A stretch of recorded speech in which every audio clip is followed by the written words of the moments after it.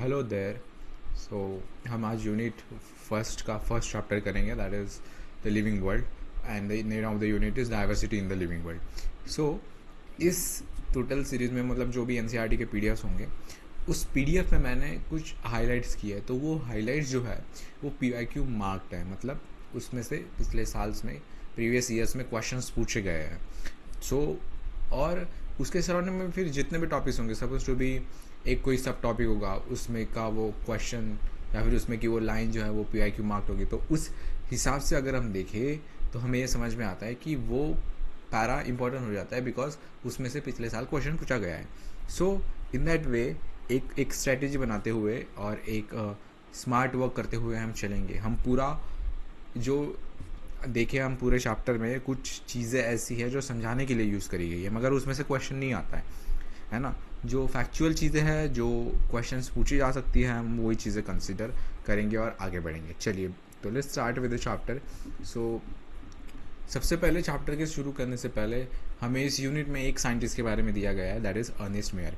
तो हमें इनका कंट्रीब्यूशन यहाँ पर बहुत सारा दिया हुआ है, दैट इज़ कि वो कहाँ पर पढ़े थे, उन्होंने कौन से फील्ड में काम किया है, उनको कितने प्राइज़ मिले हैं।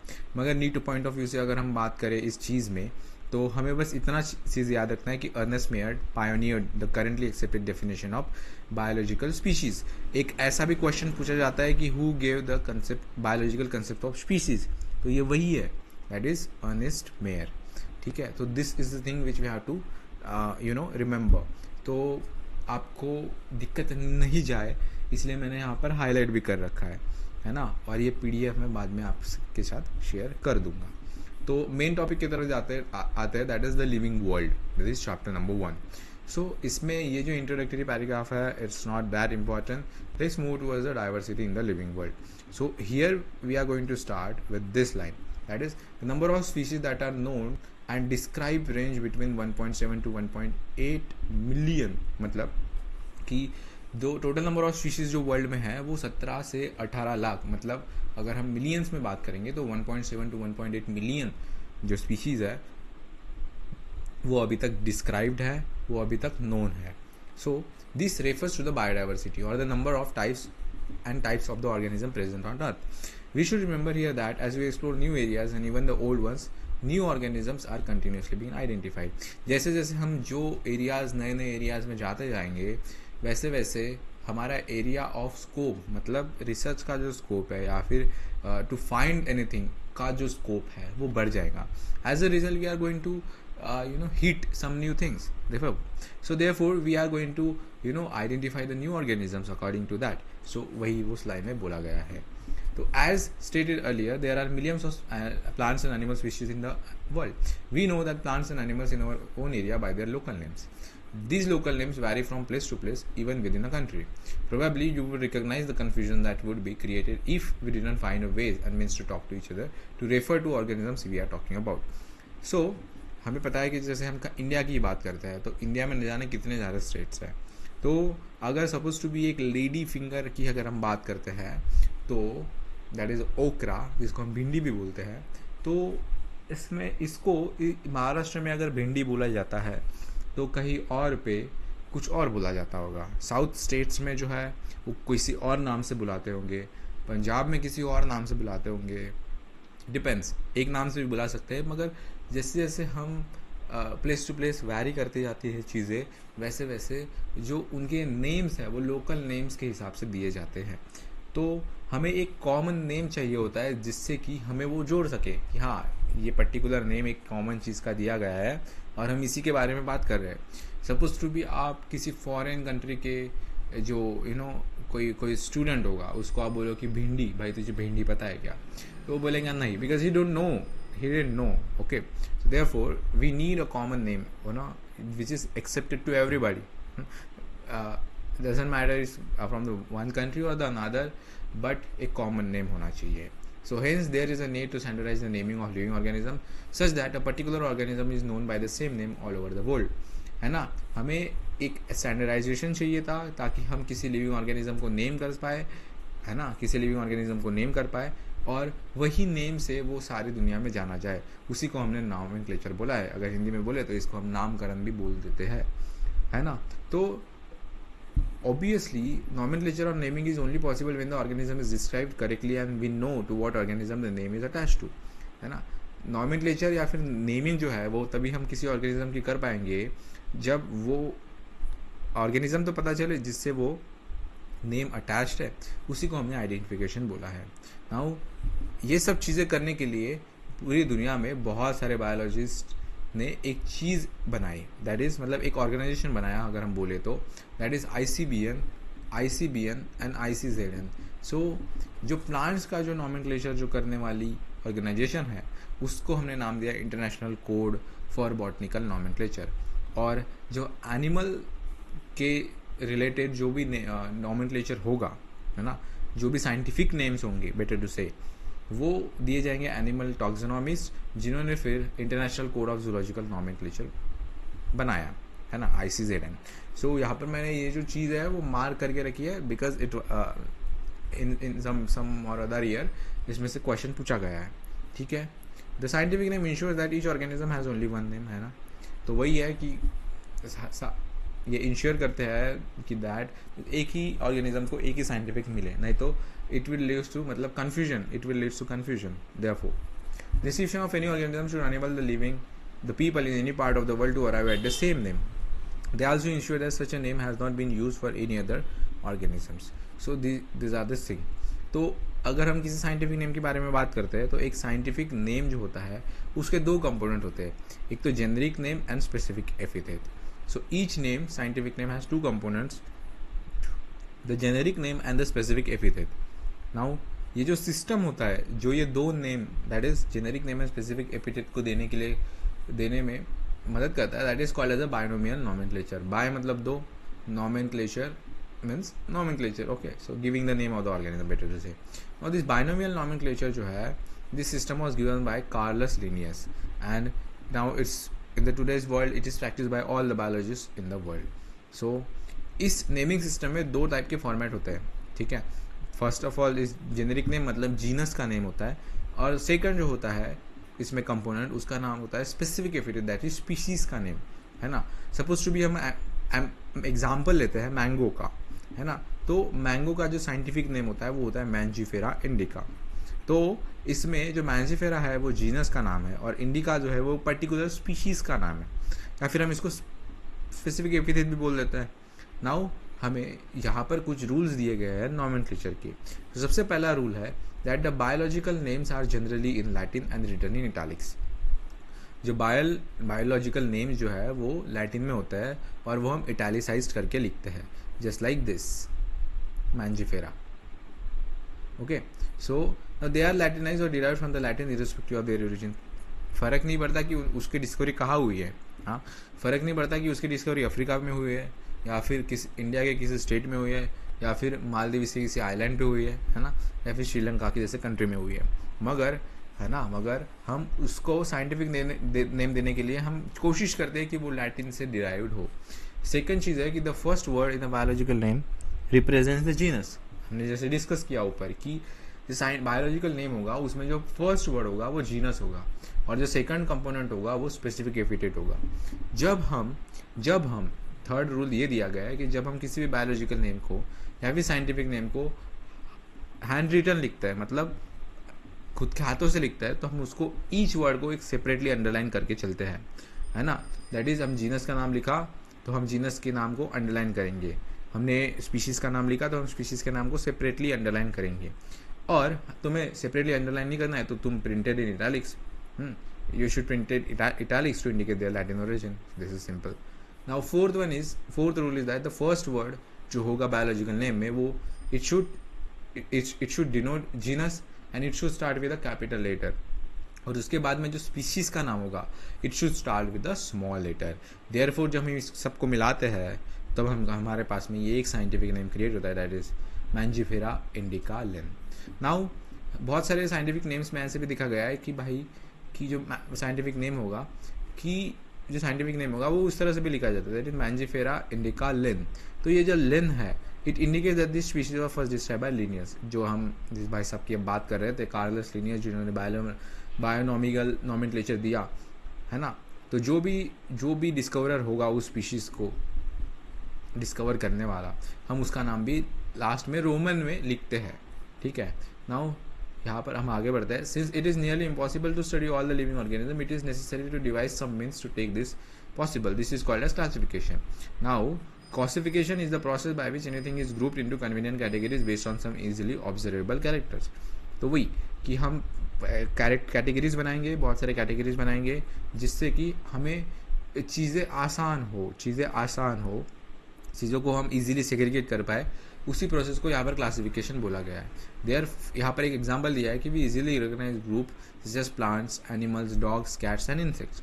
Now the moment we use any of this term, we associate certain characters with the organism in that group. Now अभी हमको किसी ने बोला कि भाई डॉग, तो हमारे दिमाग में डॉग का ही तस्वीर आता है ना, बिल्लियों का नहीं आता है। अगर हमने बोला कि अल्सेशियन, ठीक है, अल्सेशियन एक डॉग की ब्रीड है, ठीक है, तो हमें पता है कि हम किसके बारे में बात कर रहे हैं, है ना। जब हम अल्सेशियन की बात कर रहे हैं तो भाई हमारे दिमाग में डॉग आता है। जब हम मैमल्स के बारे में बात करते हैं तो हमारे दिमाग में आता है कि भाई वो ऑर्गेनिज्म के बारे में हम बात कर रहे हैं जिसके एक्सटर्नल ईयर्स हो, उसके बॉडी पर हेयर्स हो, वो मैमल्स, ठीक है। अगर हम बात करते हैं वीट के बारे में तो हमारे दिमाग में वीट के ही प्लांट की तस्वीर आती है, राइस के प्लांट की तस्वीर नहीं आती है। तो इसीलिए dogs, cats, mammals, wheat, rice, plants and animals, ये सारे के सारे कन्वीनियंट कैटेगरीज है जिससे कि हम किसी ऑर्गेनिज्म को स्टडी कर पाते हैं। नाउ एक साइंटिफिक टर्म होती है, जैसे कि हम साइंटिफिक सब्जेक्ट पढ़ रहे हैं, तो एक साइंटिफिक टर्म होती है जो कैटेगरीज के लिए हम यूज़ करते हैं, जिसका नाम है टैक्सा। टैक्सा ये प्लूरल वर्ड है, ठीक है। टैक्सॉन अगर हम बात करते हैं तो एक सिंगुलर वर्ड हो जाता है। तो here you must recognise that taxa can indicate categories at very different level. Plants also form taxa, plants जो है it also form taxa, wheat is also a taxa. Similarly, animals, mammals, dog are all taxa, but you know that dog is a mammal and mammal are animals. So therefore animals, mammals, dogs represents a taxa or category at a different level.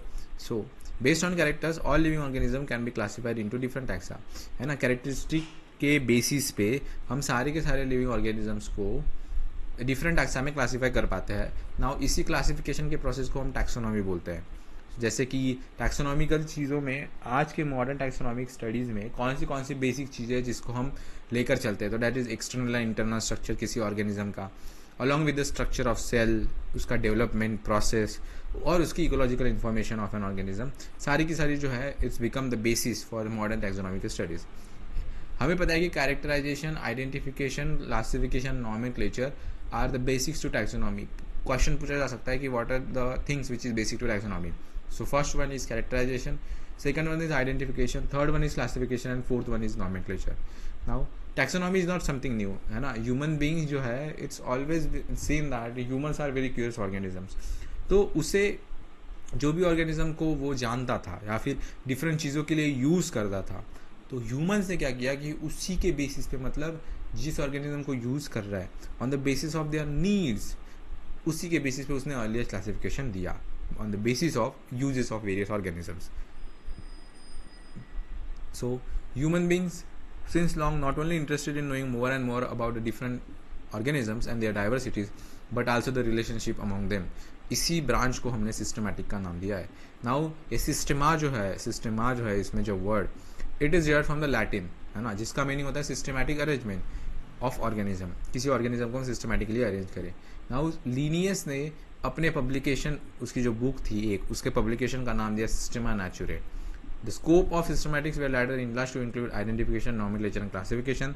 Systematics take into account evolutionary relationship between the organism. Evolutionary relationship का मतलब होता है ancestral relationship, मतलब हमारे पूर्वजों के history या फिर रिलेटेड जो कैरेक्टर्स होंगे उसके बारे में जब हम स्टडी करते हैं तो that's include this evolutionary relationship, ठीक है। अभी हमने बात कर ली जो diversity in the living world के बारे में कि क्या क्या चीज़ें हैं, कैसे साइंटिफिक नेम होता है। अभी हम कैटेगरीज के बारे में बात करते हैं कि क्लासिफिकेशन जो होती है वो एक सिंगल स्टेप प्रोसेस नहीं होती है, उसमें बहुत सारे स्टेप्स आते हैं, है ना, कि उसमें बहुत सारे स्टेप्स आते हैं और उसमें कि एक स्टेप जो है, each step it is called as taxon और इट्स कॉल्ड एज रैंक और कैटेगरी। जब ये बहुत सारी कैटेगरीज जो है वो part of it becomes a part of overall taxonomic arrangement, it is called as taxonomic category. जब हम बहुत सारी टैक्सोनॉमिक कैटेगरीज को मिला देता है तो वो बनता है एक टैक्सोनॉमिक हायरार्की। तो हमें पता है कि हमने ऑलरेडी ऊपर डिस्कस किया है कि जो कैटेगरी होती है उसको हम टैक्सा भी बोलते हैं.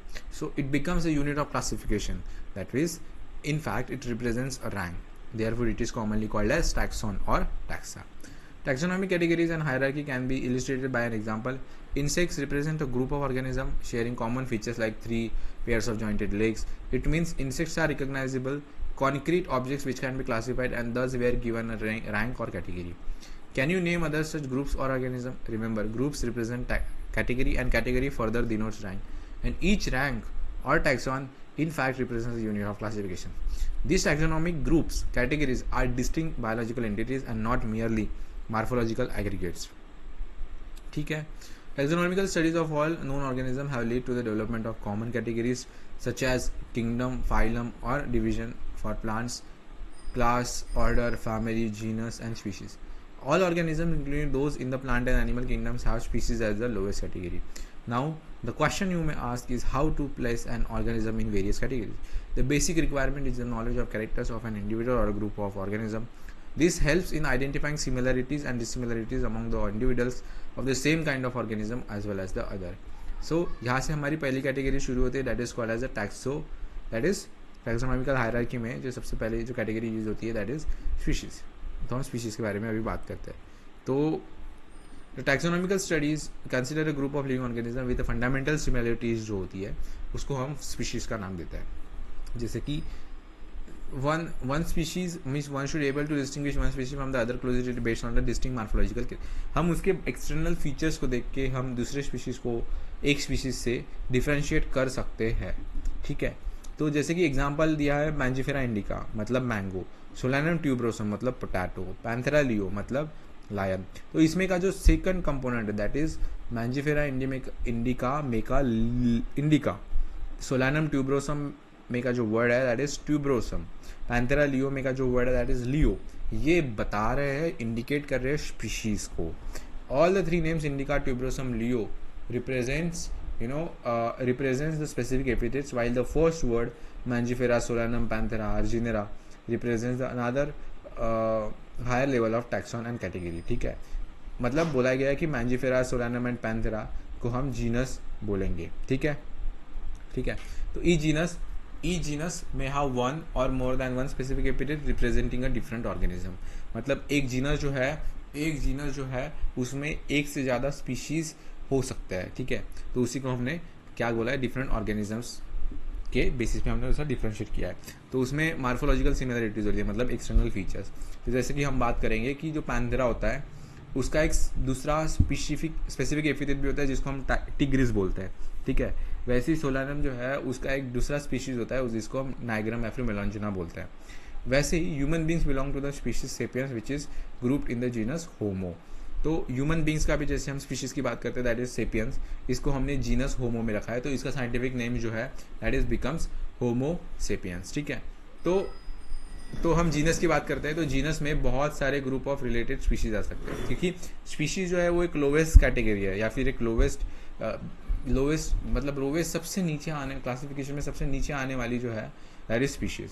उसके बाद में जो सबसे ऊपर आने वाली जो कैटेगरी होती है उसको हम बोलते हैं जीनस. तो सारे के मतलब बहुत सारे स्पीशीज़ का ग्रुप मिला के बनती है जीनस. ठीक है. जिसमें कि बहुत सारे कैरेक्टर्स को हम एक मतलब मोर कॉमन कैरेक्टर्स को हम इंक्लूड करते हैं जीनस में एज कम्पेयर टू स्पीशीज. जैसे कि लायन का जो पैंथेरा हो गया, फिर लियोपार्ड का मतलब वही हो गया पैंथेरा पार्डिस, देन टाइगर का पैंथेरा टिग्रिस. ये सारी की सारी जो है बहुत सारे स्पीशीज़ है जिसको हमने एक कॉमन जीनस में रखा है that is Panthera. Now the genus differs from another genus Felis which includes the cat. ठीक है. फैमिली के बारे में बात करते हैं. अभी जीनस से भी ऊपर आने वाली जो एक कैटेगरी है उसकी हम बात करते हैं that is family. The next category is family. इसमें ग्रुप्स ऑफ जेनरा आते हैं. क्या आते हैं? Groups of genera. यहाँ पर एक चीज़ इंपॉर्टेंट है दैट इज कि families and categories families are characterise on the basis of both vegetative and reproductive features of the plant species. हम प्लांट स्पीशीज की अगर हम बात करेंगे तो उसमें जो फैमिलीज होती है हम we divide or we take into consideration this basis that we differentiate or we classify the plant organism on the basis of vegetative and reproductive features. For example, Solanum, Petunia and Datura, ये जो different जीनसेस है उसको हमने एक common family में रखा है जिसका नाम है सोलेनेसी. जिसका नाम है सोलेनेसी।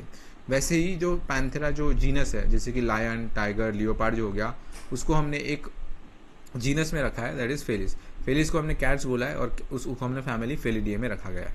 तो ऐसी जो है ना चीज़ें हैं जो हम फैमिली में कंसिडर करते हुए चलते हैं। तो हमें एक चीज़ याद रखनी है कि जो फेलिडिए है वो कैट फैमिली है, वैसे ही जो डॉग फैमिली जो है उसका नाम हमने कैनिडिए रखा है। नेक्स्ट चीज़ आती है ऑर्डर। ऑर्डर जो है family, it is a group of families, है ना, which is a group of family which share more common characters as compare to family, which is called as order, है ना। तो जैसे ऑर्डर की अगर हम बात करते हैं तो order and the other higher taxonomic aggregates of the characters. Order जो है एक हायर कैटेगरी के बेसिस पे हम रखा गया है, तो is a assemblage of families with which exhibits और show a few similar characters.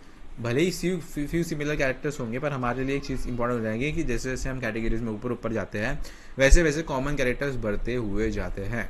तो वही है। So plants like plant family जैसे कि कॉन्वुलबुलेसी, सोलेनेसी, हमने इसको एक कॉमन ऑर्डर में रखा गया है जिसका नाम है पॉलीमोनियल्स। क्या नाम है? पॉलीमोनियल्स। और ये सारी की सारी जो हमने इसमें बाइफिकेशन कैसे किया कि हमने एक बेसिस कंसिडर किया, दैट इज फ्लोरल कैरेक्टर्स। इसके बेसिस पे हमने इसको क्लासीफाई किया। फिर नेक्स्ट ऑर्डर जो आता है दैट इज कार्निवोरा। कार्निवोरा में दूसरे ऑर्डर, दो ऑर्डर आते हैं, दैट इज फेलिडिए एंड कैनिडिए। ठीक है। नेक्स्ट चीज आती है क्लास। क्लास की जब हम बात करते हैं, this category includes related orders. Related orders के बारे में बात करते हैं। For example, order Primata comprising monkey, gorilla, gibbon is placed in the class Mammalia along with the order Carnivora that includes animals like tiger, cat, dogs. And class Mammalia has other order also. तो एक class के बारे में हम बात करते हैं जिसका मतलब जिसका नाम है मैमेलिया। मैमेलिया में जैसे कि ऑर्डर प्राइमेटा, जिसमें कि मंकी आता है, गोरिल्ला आता है, गिब्बॉन आता है, इस सब को हमने एक कॉमन क्लास में रख दिया, दैट इज मैमेलिया, है ना। इसमें एक और है ना, इसमें एक और एक अलग ऑर्डर आता है, दैट इज कार्निवोरा। कार्निवोरा में जैसे कि फ्लेश ईटिंग एनिमल्स आते हैं, जैसे कि टाइगर, कैट, डॉग, वैसे। फिर जो उसके बाद में की जो कैटेगरी होती है that is called as a phylum. Phylum में it is phylum is a group of classes, जैसे कि फिशेस हो गया, एम्फीबियंस हो गए, रेप्टाइल्स हो गए, बर्ड्स हो गए, मैमल्स हो गए, ये सारी की सारी एक कैटेगरी को बनाएंगे जिसका नाम है फाइलम। ठीक है। तो वही है कि फाइलम के बारे में बात करते हैं। तो प्लांट्स की केस में हम फाइलम न बोलते हुए हम उसको एक दूसरे नाम से बुलाते हैं, उसी कैटेगरी को हम दूसरे नाम से बुलाते हैं, that is called as a division, है ना। A few similar characters are assigned to a higher category which is called as division. Next last चीज जो आती है that is kingdom. All group of all phylum और division, group of all phylum और division which is called as a kingdom. ठीक है। तो यही चीज़ है ना। The taxonomic categories from species to kingdom have been shown in descending order starting with the species. इसमें दिखा गया है कि ये स्टार्टिंग विद स्पीशीज, जैसे हम स्पीशीज से किंगडम की तरफ जाते हैं, ध्यान से सुनना, जैसे हम स्पीशीज से किंगडम की तरफ जाते हैं, छोटे लेवल से बड़े लेवल की तरफ हम जाते हैं, तो नंबर ऑफ कॉमन कैरेक्टर्स बढ़ते हुए जाते हैं। मगर जब हम किंगडम से स्पीशीज की तरफ जाते हैं, तो कॉमन कैरेक्टर्स कम होते हुए जाते हैं। मगर जैसे हम स्पीशीज से किंगडम की तरफ जाते हैं तो जनरल कैरेक्टर्स कम होते हैं, और किंगडम से स्पीशीज की तरफ आते हैं तो जनरल कैरेक्टर्स इंक्रीज होते जाते हैं। Lower the taxa, more are the characteristics that the member within a taxon share. Higher the category, greater is the difficulty of determining the relationship to other taxa at the same level. जैसे जैसे हम species से genus, family, order, class, phylum, division, kingdom की तरफ जाते हैं, वैसे वैसे जो कैरेक्टर्स जो है ईच टैक्सॉन के बारे में हम बात करते हैं तो वो सिमिलरिटीज बढ़ते हुए जाती है। मगर जैसे जैसे हम हायर कैटेगरी से लोअर कैटेगरीज की तरफ आते जाते हैं तो वैसे वैसे हम देखते हैं कि भाई जो एक ऑर्गेनिज्म है दूसरे ऑर्गेनिज्म से सिमिलरिटीज कम शेयर कर रहा है, that's the thing which we gain. So now यहाँ पर ये एक चीज़ इंपॉर्टेंट हो जाती है। मैं आपको एक पहले निमोनिक बता देता हूँ इस कैटेगरी का। जैसे जब मैं 11th में था तब मैंने एक निमोनिक बनाया था, है ना, कि मेरे क्लास में भाई दो बंदी थी, एक का नाम था साक्षी घोटेकर और दूसरे का नाम था फिजा सैयद। तो उन दोनों को ख्याल में रखते हुए मैंने एक निमोनिक बनाया था कि दैट इज साक्षी घोटेकर ने फिजा को कहा ओए क्यूटी पाए, पीके है क्या। साक्षी घोटेकर मतलब SG ने फिजा को मतलब F से फैमिली को कहा, ओए मतलब ऑर्डर, क्यूटी पाए मतलब क्लास, पीके है क्या मतलब फाइलम या फिर डिवीजन बोल सकते हैं, के मतलब किंगडम। तो ऐसा निमोनिक मैंने बनाया था। तो हम इस टेबल के बारे में बात कर रहे थे, तो ये टेबल बहुत इंपॉर्टेंट हो जाता है बिकॉज इसमें से प्रीवियस ईयर में क्वेश्चन पूछे गए हैं। तो कॉमन मैन का जो कॉमन नेम होता है वो मैन ही होता है। बायोलॉजिकल नेम इसका होमो सेपियंस होता है। जीनस जो है इसका होमो होता है, ठीक है। फैमिली जो नेम है वो होमोनीडिया ही है। ऑर्डर जो है वो प्रेमेटा है। क्लास जो है वो मैमेलिया है। फाइलम और डिवीजन जो है वो कॉर्डेटा है। हाउस फ्लाई की अगर हम बात करके तो इसका साइंटिफिक नेम मुस्का डोमेस्टिका होता है। जीनस मुस्का होता है। फैमिली मुस्टेडियाई होता है। ऑर्डर डिप्टेरा होता है। क्लास इंसेक्टा होता है। फाइलम और डिवीजन जो है वो आर्थ्रोपोडा होता है, ठीक है। मैंगो का साइंटिफिक नेम मैंजिफेरा इंडिका होता है। जीनस जो होता है मैंजिफेरा होता है। फैमिली जो है वो एनाकार्डियसी होता है। ऑर्डर जो होता है सैपेंडल्स होता है। क्लास जो होता है वो डाइकोटिलिडनी होता है। फाइलम और डिवीजन जो है वो एंजियोस्पर्म में होता है। कॉमन नेम वीट की अगर हम बात करके तो biological name Triticum aestivum. Genus Triticum. उसके बाद में है family Poaceae. Order Poales. Class Monocotyledonae and phylum और डिवीजन विच इज एंजियोस्पर्म। तो इसी के साथ ही हमारा चैप्टर कंप्लीट होता है। फिर भी जाने से पहले हम एक चीज़ कर लेते हैं। इसकी जो समरी है that it's not that important, तो आप इसको स्किप भी कर सकते हैं, ठीक है। तो ये क्वेश्चन मिल गया, तो इस क्वेश्चन को सॉल्व करने की कोशिश करते हैं भाई। बोला गया कि can you identify the correct sequence of taxonomical ordering. Yes, तो मैंने आपको बताया था कि एस है ना, SGFOCPK, SGFOCPK क्या बोला था, SGFOCPK। तो उस हिसाब से अगर ना कि SGFOCPK, तो ये तो रॉन्ग हो गया, ये राइट है, तो फिर ये सही रहेगा। तो ऐसे आपको क्वेश्चन सॉल्व करने हैं, ठीक है। तो इसी के साथ मैं आई होप कि आपको ये चैप्टर समझ में आया होगा, which is a very easy topic actually. So hope कि ये टॉपिक आपको समझ में आया होगा and it's a very damn is a topic. So meet you in the next chapter. So तब तक के लिए टाटा, बाय बाय।